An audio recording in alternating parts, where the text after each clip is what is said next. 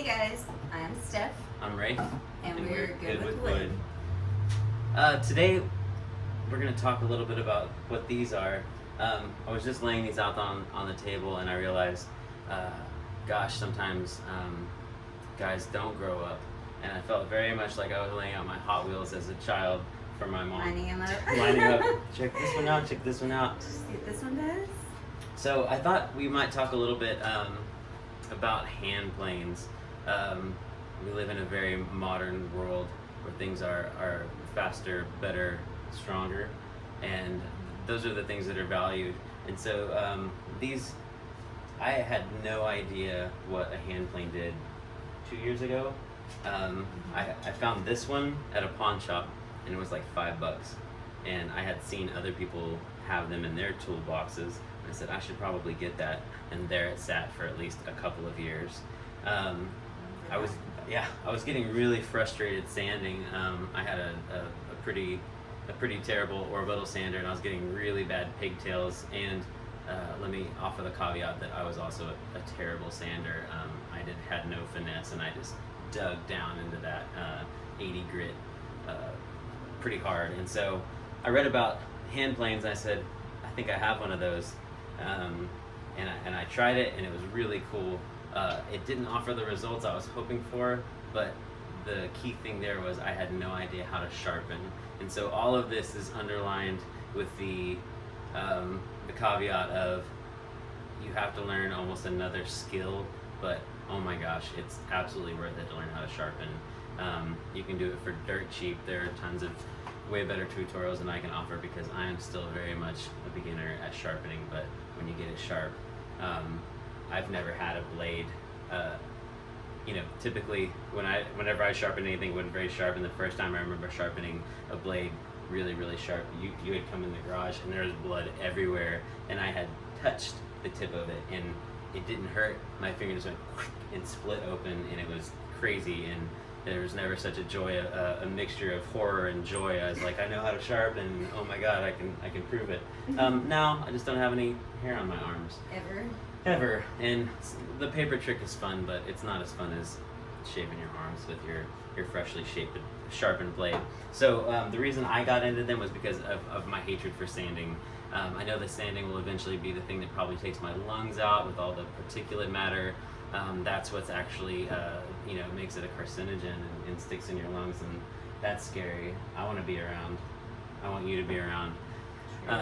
And here in Texas, sometimes wearing a mask is just not a blast. It's brutal. A good 92 degrees in here today. Another reason that I found out that I really like hand planes is you can be extremely, extremely accurate.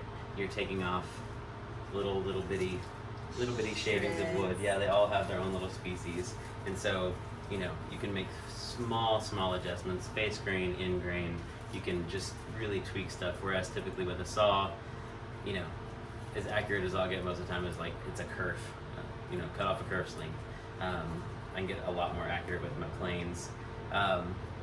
There's something really grounding and humbling about using a plane.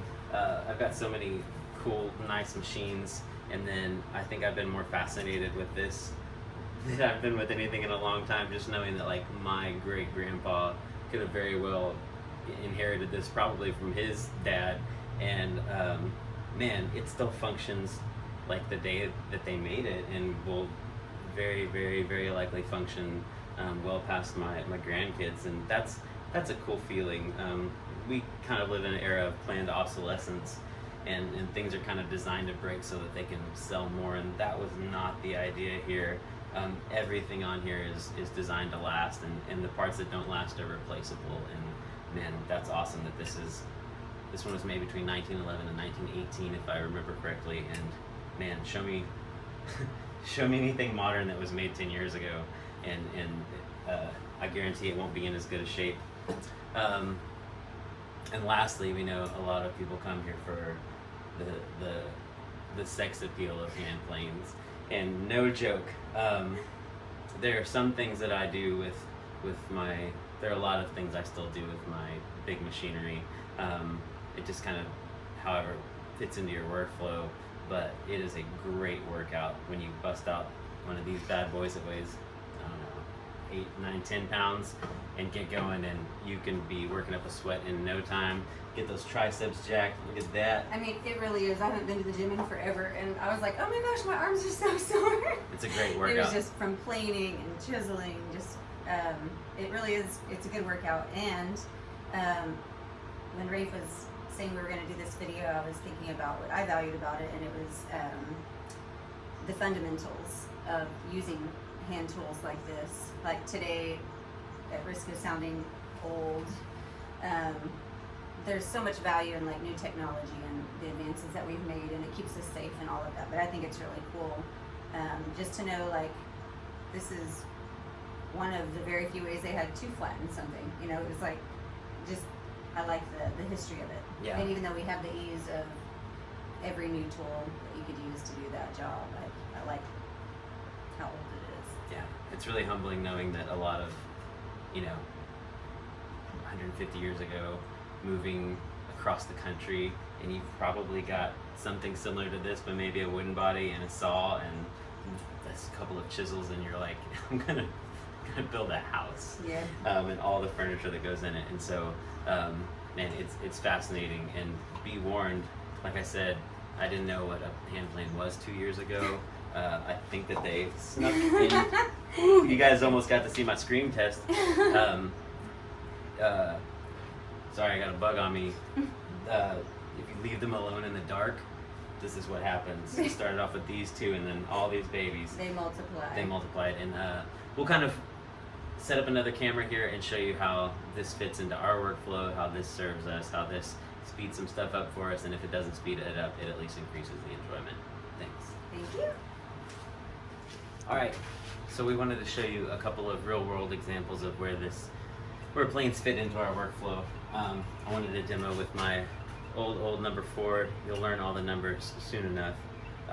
This one, really versatile. If you could only have one plane, it might be this one or this one, 4 or 5. But for instance, this I saw it on my old saw last year, my old Craftsman, and my old Craftsman had some blade alignment issues, and it left all of these lovely saw marks all the time in my beautiful mahogany. And so what I learned to do eventually was I would take those saw marks. I didn't want to lose any material, or too much material. So I could take this, Take little slices off, thin ribbons. tiny ribbons. And they're so cute.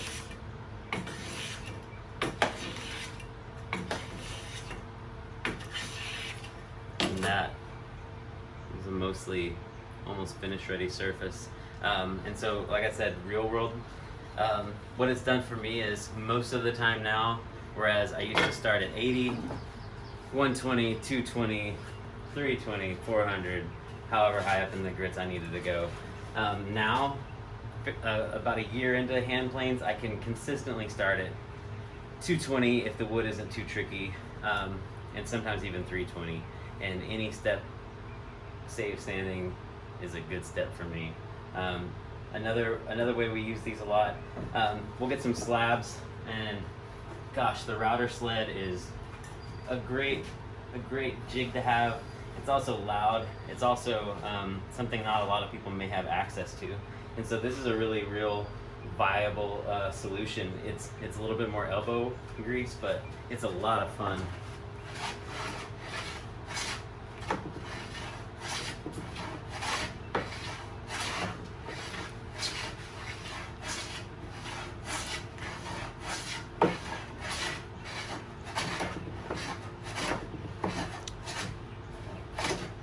So you can see it takes it from the roughs on.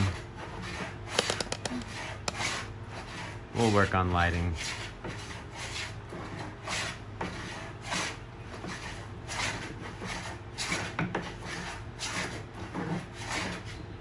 You can see that part she's planing is really figured, which sometimes isn't a great thing for Starting point. yeah, starting point, or a lot of bladed machines, they'll tear out, and this is a low angle jack plane, and it leaves just a great surface on that really figured walnut. Anywho, We thought we'd show you a couple examples of how hand planes fit into our workflow. Thanks for tuning in. We'll see you guys later.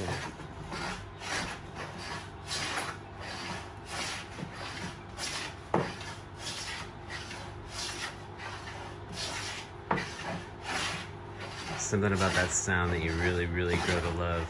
Then you'll also be able to tell what kind of shaving you're taking off depending on the sound.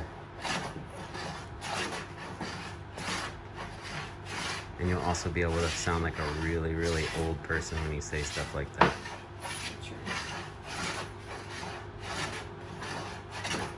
What night is it, Steph? Hmm? What night is it? Saturday night? Saturday night. We having exciting fun.